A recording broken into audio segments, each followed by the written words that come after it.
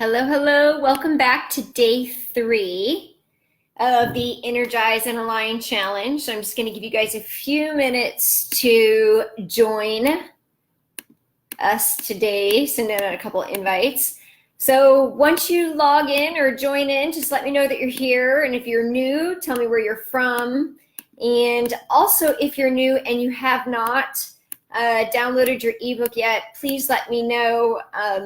You can also find it in this Facebook group. You can also go to my website, jenmons.com/energy. So hi, Angie. Hi, Jill. So good to see you guys here again today. Thank you for joining.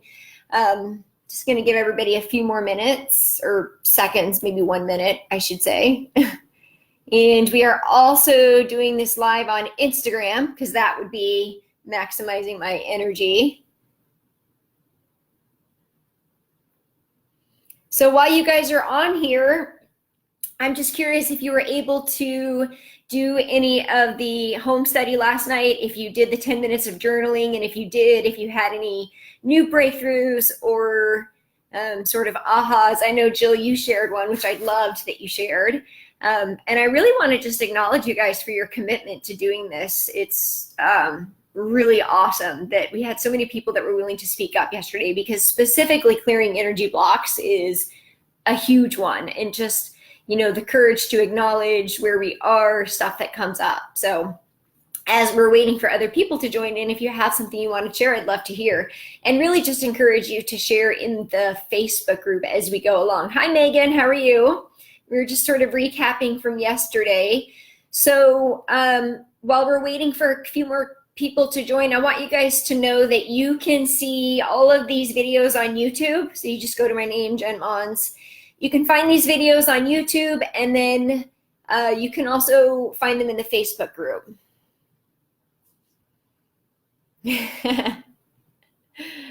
Awesome. So welcome back. I'm curious who the fourth person is that joined. I have Angie, Jill, Megan, and one more person. So I just want to say welcome back. Today is day 3, and today we are talking all about intuitive balance in the body and tapping into our body wisdom.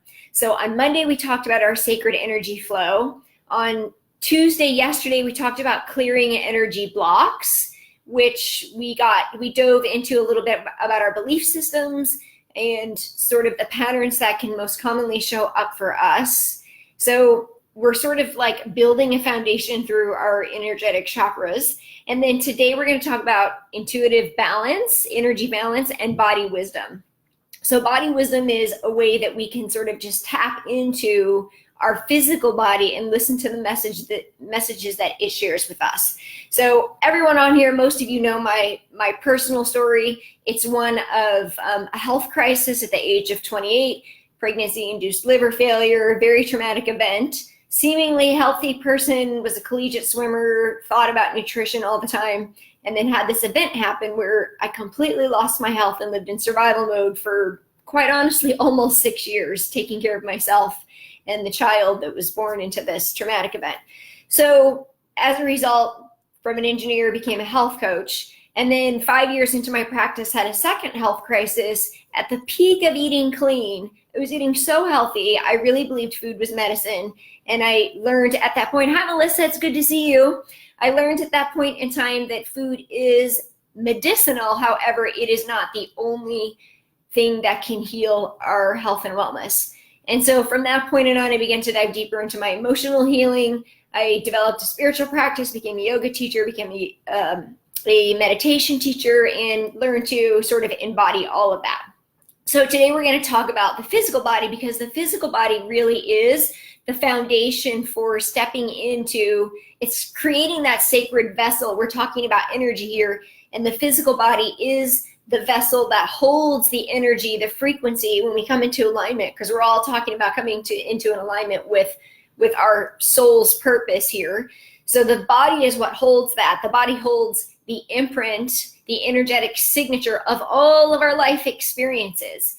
You may have heard me, if you've listened to any of my podcast episodes, refer to the book, Waking the Tiger with Dr. Peter Levine. I had my own experience from my health crisis, and we've all had some type of trauma here I don't know anybody who gets through life without enduring some type of trauma. It's part of our evolutionary path. And when I say trauma, I don't mean that it has to be really, really deep trauma, but it's just some sort of event that was uncomfortable with us that helped us to create a belief pattern that we believe keeps us safe, makes us feel loved, or all of the things that we kind of worked through yesterday.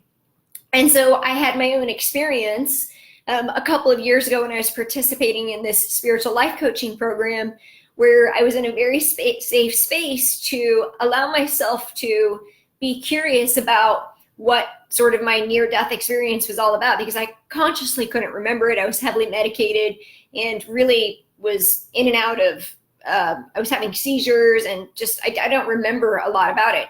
And so in this space, I was able to see the experience kind of from a higher perspective. And it was just amazing to me how quickly, when I surrendered, my body came back to the physiological cellular memory of the trauma, which allowed me to then receive sort of the experience as it happened from a different perspective, because I really couldn't consciously tap into that. Because I didn't consciously remember. So this was like subconscious cellular memory, which is super cool. Conversation for another day. I talk a lot about this on my podcast. If you guys haven't listened in Embodied Healing Self, an episode is going to go live today, which is actually called Intuitive Transformation Evolution, which is all about, again, the message of tapping into the different parts of our healing self, including our physical body, so that we can live in alignment with the highest vibration of our soul frequency. So that's really what we're here to do. And some of you may be like, yeah, I totally get that. Some of you might be like, that's new to me, and that's okay. You're here, you're open to listening, and the words that I use, you may find you're already living or believing this. You might just have different words for them. For example, sometimes we can say grace, source, God, higher self, and those kind of words. I just don't want you guys to get kind of tripped up in the words. So you're here. I'm so glad you're here. We're starting today thinking about and embracing the idea that our physical body is the vessel, the chalice that holds all of our sacred experiences in this lifetime.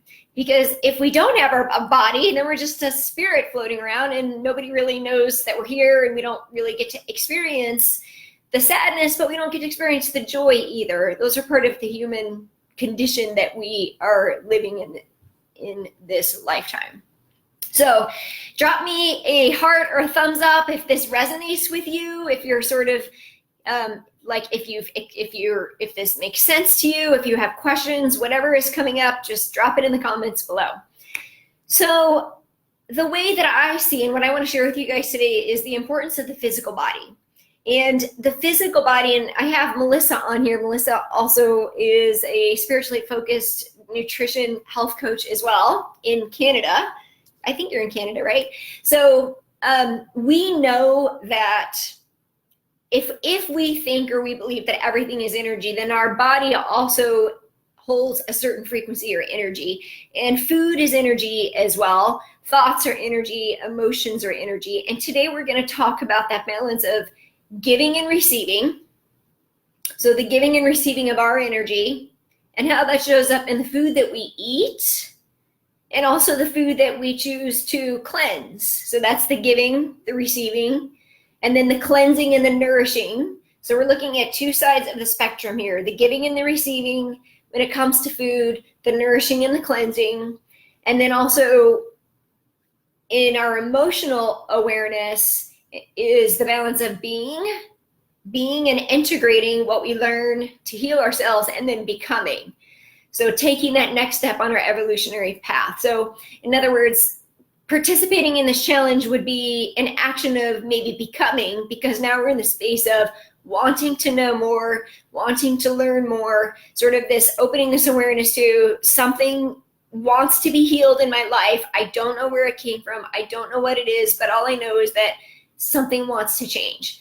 Most of us here are here because we're experiencing a couple of different things. Maybe we're experiencing overwhelm. Maybe we're experiencing low energy and exhaustion. And maybe we're experiencing feelings of self-doubt or unworthiness. So those are really kind of the things that usually we may not be consciously aware of those. We might think that it's something else first, but that might be the layer underneath. And so that's what we're working on this week, is sort of peeling the layers back to be able to step into that higher vibration in our life. So as I talk about giving and receiving, that's where we're going to start. I want to hear from you guys in the comments. Is there an area, hi Jen, it's great to see you again. Is there an area of your life from what we talked about over the past couple days? And I'm just going to invite you to call yourself out in a loving way. So remember that we're on this journey with no judgment or expectation. But is there an area of your life, as I ask this question, maybe you just close your eyes if you're not driving, where, as we talked about the first day, it feels like you might be giving too much? Or, here's the other one, are you not allowing yourself to receive? So there's a kind of a two-part question. Maybe you're experiencing both, which could leave you feeling really depleted if you're giving too much and then not receiving.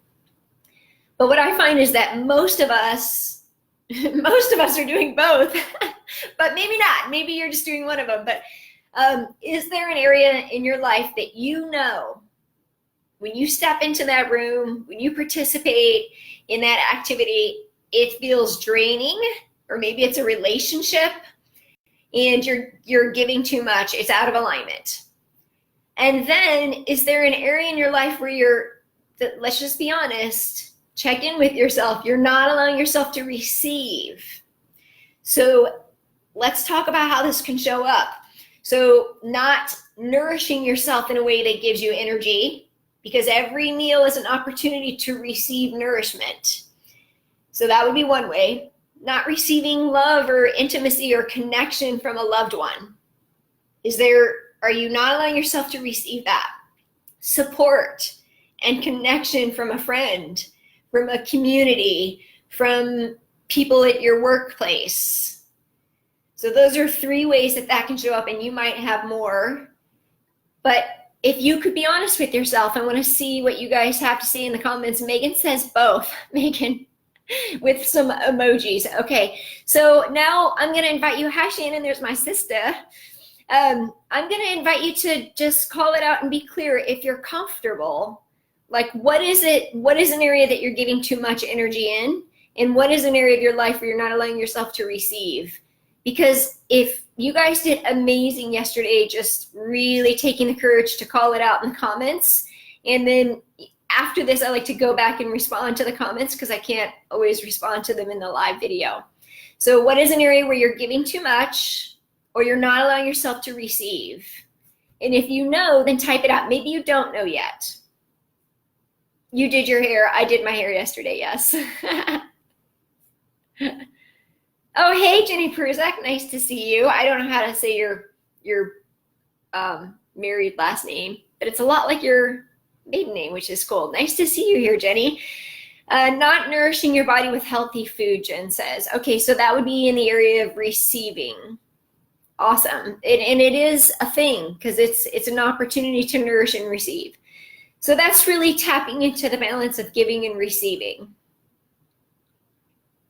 Anybody else have anything that's coming up? I know there's a little bit of a delay here. So I'm just going to invite you to write this down and then consider taking some more time tonight to dive in a little deeper. And then I'm also going to invite you to notice what you journaled yesterday around your self-limiting belief that might show up. The need to be lovable, the need to be good enough, the need to be safe, the need to be to feel not hopeless, to feel hopeful, the need to be capable. And notice if there's any resonance or correlation from what we talked about yesterday, the fears and the blocks that keep us from moving forward. And notice if you're thinking about not nourishing my body with healthy food, is there a belief that's tied to that? So I'm really inviting you guys to start noticing how we show up in our life and how our belief system affects us in usually different areas in our life. And today we are mostly talking about the physical body. But yesterday when we were talking about energy blocks, we were still tapping into the physical body through an energetic perspective, through energy blocks. So I'm just going to invite you to notice that what we worked on yesterday, what we talked about yesterday, those beliefs, and then what you're sharing today, the balance of the giving and the receiving. So Angie says, in your current relationship with work, you give too much, placing pressure on myself. So Angie, curious about the belief that showed up yesterday that relates to putting pressure on yourself to get too much done and struggle to see it as my way of receiving as a means at this time. Yes, I'd say I'm learning to receive from my higher self too, where I question instead of trust. Okay. Yeah, so that, I love that, Angie, because we're not just talking about what we're giving and receiving in the physical body, but there is also this opportunity, and that's where intuition comes in. And we may have different perspectives on our spirituality or religion here. And what I want to invite you to consider is that we're probably all on the same page. We're just using different words, but there is this opportunity to receive, to just receive unconditional love from source or God, higher self, whatever that is for you. But it's really the idea of receiving from something greater than you. So outside of yourself. And that's when Angie's tapping into. Megan says, I don't know yet, but I'm struggling with receiving. Okay, Megan, well, I think you do know, because I know you, Megan. And I'm curious if it's just, if there's a little bit of a fear around trusting what you know. And Megan, I'm going to invite you to spend some time with this, to really dive in and spend some time considering the areas of your life where you're not allowing yourself to receive. Because I think this is a really big one for you, Megan. I really do. And I happen to know that you have an amazing husband that loves to give to you. So, there's that part too. Hi, Trini. So Jen says, giving too much in the area of responsibilities at home, not requiring my kiddos to help out more. Yeah, that's a big one. Yeah. And you mentioned yesterday the, wanting organization in the house. And so I hear this sense of overwhelm, giving yourself that sole responsibility to keep the house clean rather than maybe expecting the kids to take care of themselves, maybe prepare a meal once a week. And then, I think there's also, Jen, some room for maybe some compassion in releasing the expectation or attachment to what we think it's supposed to look like. Because what does that say about us? What does it say about us when our house is a mess, Jen? I'm just going to ask you to sort of tap into that a little bit. What does that say about you when your house is totally messy, nobody's getting a healthy meal to eat, you don't feel like driving your kids anywhere? I'm just curious, what is the feeling or belief that comes up when you don't do what you think you're supposed to do? Megan says denial, true. Yes, your husband is a saint. Okay, awesome.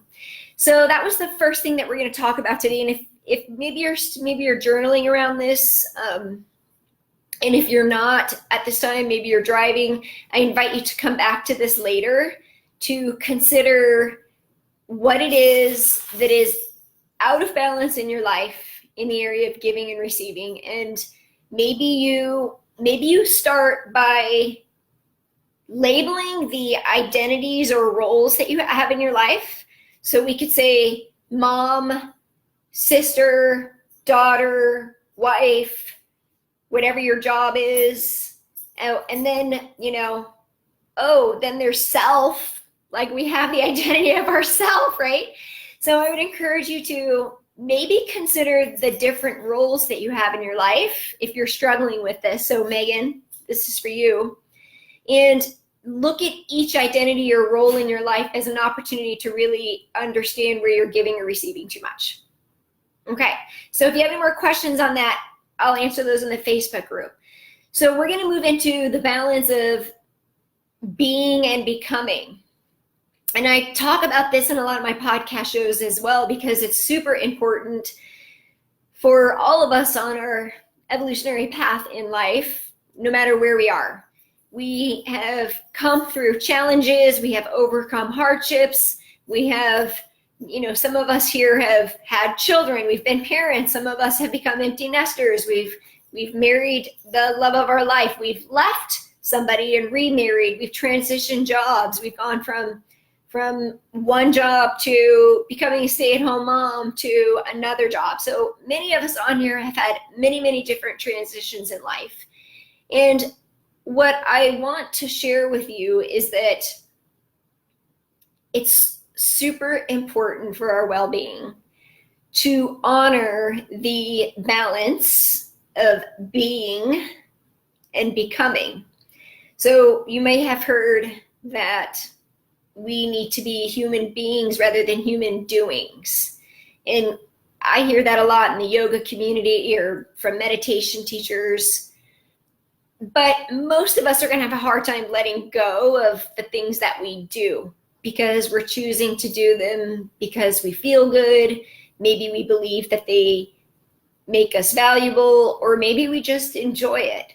So my perspective is really to encourage all of us to live more in a constant state of flow where we're being and becoming. So think of it as like an expansion and contraction. I talk about this in the podcast too. Expansions and contractions can show up in many different ways. They can show up emotionally. So, maybe we would consider a divorce a contraction, or maybe a health crisis where we really have to take a step back. Maybe we lost a loved one and really just come into our inner world for the next part of our journey, rather than choosing to see it as, just a challenge or something difficult, but through the lens that it is preparing us for sort of the next opening or pathway into our life. Because oftentimes the things that we learn from the more challenging experiences, or if you're a parent, you may have even said this to your children before, that there's a lot more to learn from losing or failing than there is from winning, right? So sometimes we can say things to our children, and then how can we sort of reflect that back in our lives? And so there are opportunities, and I did a podcast navigating the core wound around rejection and our own essential goodness, where I shared just a few months ago how I was on the receiving end of a pretty uncomfortable and painful breakup of kind of a friendship in a group that I was in, and what it taught me about me and the steps that I went through to really do my own healing. And what does this experience show me about me in this moment? What is there to learn about me in this moment? And so really encouraging you to do the things you want to do. I know Trini's starting a new job, and Angie wants to shift the work that she's doing, and Megan, you might be somewhere in there. But doing the things to get to the next step, taking those inspire action steps, and then taking a step back and integrating. So whenever we do healing work, if any of you, get massages or do energy work or acupuncture or anything, or even healthy eating, we take the steps to kind of take us to that next level, and then we just integrate it. Because if we're constantly moving forward and we're not being present and integrating what we learn, then we're missing out on a lot. And it keeps our body in fight or flight physically. So we really want to welcome with compassion the opportunity to just be in that place of being for a while. For example, in my personal life right now, I pretty much always have a coach or a mentor. And I just decided, I've had 3 people I was thinking about. The current mentor I have is, that relationship is ending this month. And I've decided that for a couple of months, I'm not going to have one. I'm just going to be me and integrate all that I've learned and see where it takes me. So that would be sort of an example. Because here's the thing. If you're constantly looking for the next thing, then there might be a belief that you're not good enough or that you're broken, which in fact you aren't. We are always exactly where we need to be. So there's a balance in taking the action steps to get to where we want, and taking the self-responsibility, not making excuses, and not trying to find the easy way out. Because a lot of us want to want the quick fix. But when you're really willing to do the work, then you do the work, and then you know when it's time to step back and it's enough. So if this resonates for anybody, I'd like to see, Jen says exactly. Hi, Ashley. So if this resonates with you, I'd love to hear in your life how this might show up. Are you kind of an overachiever? Are you an overdoer? Or are you stuck and paralyzed in fear, like we talked about yesterday, afraid to take that next step? Because there really is a balance, and this is where the intuition comes in, where we can learn to trust when the time is right. So if this resonates for you, let me know in the comments. So tapping into the third and final piece of intuitive balance in the body today, we're going to dive into the physical body. So I have a couple people listening, Melissa and Ashley, who do nutrition, so this is perfect. And many of you know this is where I started. I've been health coaching for 10 years. I love health coaching. I love anti-inflammatory eating specifically, which is really an opportunity to participate in like sort of a detox or a cleanse. But I'm very, very mindful of like the words that I use. I don't like calorie counting. I don't like starving. I don't like body image. That's not what it's about for me. It's really about tapping into that body wisdom and learning and understanding what it is that works for you. And it's super empowering when you figure it out. When you figure it out and you're willing and you've got the self-worth and you know you're worthy and it feels good, and you start to look at nourishing yourself as an opportunity to bless and appreciate your physical body, it feels really good. So there's the cleansing and detoxing part where through an elimination diet or anti-inflammatory eating, which I only recommend, just doing maybe 5 or 7 days to figure it out. I'm not personally a big fan of any type of fasting or juice fasting or anything like that, unless you're doing a complementary method to treating cancer or something like that. There's Gerson therapy and things like that work for people. But however, for most of us who are just trying to figure out how to get more energy in food, and I speak from experience and going to many, many doctors, trying to figure it out through allergy testing when nothing made sense, because an allergy is different than a sensitivity. Most of us are dealing with sensitivities. Most of us are dealing with low energy, allergies in the nose. By the way, those are from food. Eczema, acne, skin rashes, that hormonal imbalance, bloatedness, gassiness, constipated, or going to the bathroom too much. The whole thing can all be made much more comfortable in your life. You can eliminate or reduce these symptoms through just changing your diet alone. And I know some of you on here have done this with me, and I know some of you on here are teachers of this. I am so passionate about this. I completely changed my life through healing with food, with my children, I couldn't find anybody who could support me in what she was going through with her health. I turned to food. We healed through nutrition and herbal wellness and energy medicine, and it gave us our quality of life back. So for me, health equals quality of life. So that's why I love to talk about this. So on the other side, it's important to, again, receive. So we have this like cleansing thing we can do where we are eliminating the foods that cause inflammation, but then we have to be super intentional about receiving nourishment in our body. And this is not just a physical thing. This is also a physical state of our being, as in if we're constantly in a fight or flight mode, then our resting metabolism might be a little too high and we might not be absorbing nutrients. So I want you guys to hear me on this, because we have different metabolic rates depending on our natural energetic constitution. So some of you might be familiar with Ayurveda. There are 3 types of constitutions. There's the Kapha, the Vata, and the Pitta. And if you want to know more about that, if you don't know about it, let me know. I'll post it in the Facebook group.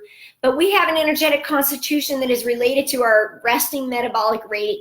It just kind of has to do with our personality, the type of person that we are, high energy person, go with the flow type of person. Like all of this is part of it. So if you relate to this, let me know. I want to hear in the comments. Jill says it resonates. You haven't pushed through the fear and you're trusting it'll be okay. Oh, okay, we're still. Megan says 100%. Megan and I have been on this nutrition journey together for 10 years with our children, so she knows. I know Ashley, you know, and Melissa on Instagram, you know. But we have to receive nutrients. Drink water. Water is like life force energy, and it's also a form of self-love. Like, if you feel like you're giving too much in your life, where we started, then I invite you to drink some water. It's like it's a simple act of nourishing the physical body. And most of us, including myself, it's a practice, are not drinking enough water. So let me know in the comments if you know you don't drink enough water. So, oh, Megan's a pita. Yeah, I'm a Vata pita myself. So we have a higher resting metabolic rate. And then there's macronutrients. So there's a certain way that we can combine food for more energy. And I'm not going to go too deep into that, but I just want to let you know that this is where the balance shows up. So I don't believe in depriving yourself in any way at all. I think it's super important to have a healthy relationship with food. It's important to, if I say, you're willing to try to eat kale chips and you're like, oh God, this is so gross, don't do it. Like, there's no point in torturing yourself with food that you don't think tastes good, because there are so many things that are good for you that taste wonderful. If you're addicted to chocolate, well, let's make some avocado chocolate pudding, and at least you can get some healthy fats and nutrients in it while you're eating the chocolate. Let's find a way. We made ice cream last night. We're trying to get more healthy fats in our body, because I have a 13-year-old teenager, and so, you know, she's in a place of hormonal imbalance, and healthy fats are great for that. And I'm 42. Many of you on here know what I'm saying. Like, it's not going to be too far away where menopause is going to start showing up. We need healthy fats. And so it was like coconut oil, egg yolks. I'm not a vegan. I do eggs. I do fish. And, but yeah, we did egg yolks and coconut oil. Oh, I can't remember what else it was. My husband actually made it. He's so sweet. But we made sure that we got the healthy fats, and I felt so good. I was actually pretty tired yesterday because I started my cycle yesterday. This is another thing. The feminine cycle, I don't think that we honor enough. And so if you feel me on this, let me know in the comments.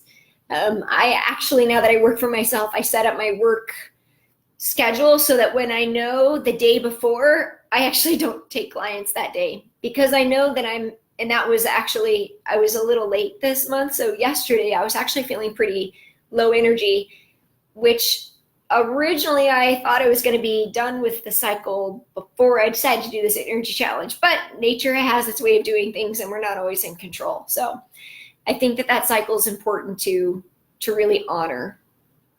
So let me know in the comments what resonates with you. There's a questionnaire in the ebook that I'm going to give for you or I'm going to go through a couple of them right now, but I really want you guys to spend some time doing this and really get clear about your overall health and well-being, your energy levels, your movement, because movement is a way that in that balance of giving and receiving, we can let go of stress. We can welcome in strength. Think about when you're most energized during your day. When are your energy levels the lowest? Do you sleep well? Do you know what foods fuel you and which ones don't?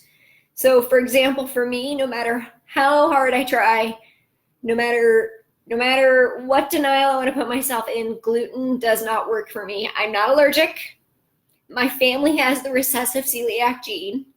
I'm pretty sure there's some celiacs in my family that don't know that they are, because they have so many health problems. Colon cancer is super popular in my family, so I think there's a relationship there. But it just doesn't work for me. It gives me nightmares, it gives me headaches, it makes me tired. So finding out that food, but this was 10 years ago I figured this out. Now it's kind of a trendy thing, and it's way easier to be gluten liberated, I should say. And also think about your emotional attachment to the food, the idea of giving up a food. Like, how does that feel for you? Because if you've really struggled with your body image in a type of way where it doesn't feel good for you to eliminate certain foods, then that's not for you. So I want you to be super clear about how it feels even as I say the words, because it's not for everybody.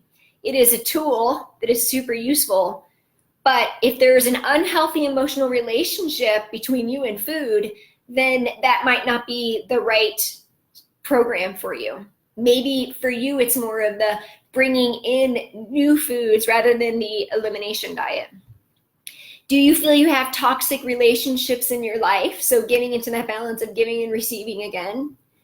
How is your overall state of happiness and joy in your life? Because that's where we receive. Do you allow yourself to receive support? And is it hard to ask for help? So let me know in the comments if this is you.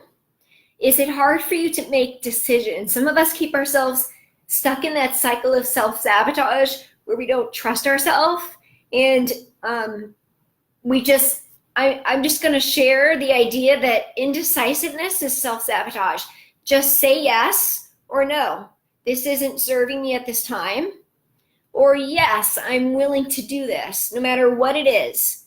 It is better for your overall health and well-being to be in a place of yes or no rather than uncertainty. It is better for your overall health and well-being to be in a place of joy rather than anger. I'm not saying that it's not going to happen, but it's a place where you can choose. Recognize the belief around what's triggering you or activating you to choose differently. And then getting really clear about the different roles you have in your life, where you give energy and where you receive energy. So if any of those are resonating for you, let me know in the comments. Jill's drinking massive amounts of water. You're a vegetarian, but you believe cheese is probably sludge for me. Well, I would probably agree, Jill. Cheese is very, very hard on the lymphatic system. And it tastes good, but maybe in moderation, or maybe goat cheese. And there are many, many types of good goat cheese. Is easier to digest because the protein in goat cheese is smaller than the protein in cow cheese. It's easier to digest. So I would trust your gut on that one. And maybe just cashew cheese is wonderful too. Jen says hard to make decisions. Megan says hard to ask for help and make decisions. So for Jen and Megan, I'm going to invite you again to go through the different roles in your life and get really clear around where this shows up. Like, what is an area where you would like to ask for help, but you're not asking for help. You would like to make a decision and move forward, but you're not. So just being super clear about it, and then having compassion for yourself for being where you are and not judging yourself.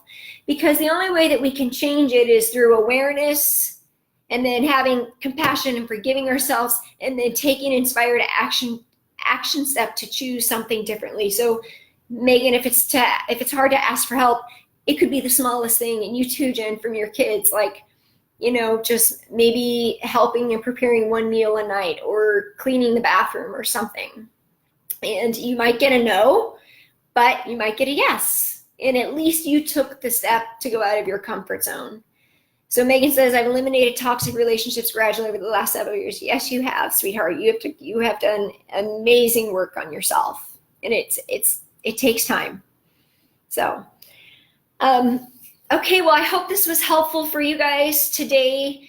My homework for you is or my home study, I should say, and please post your questions in the Facebook group, is to allow yourself some time to consider where you're out of balance in your life. Are you giving too much, not receiving enough?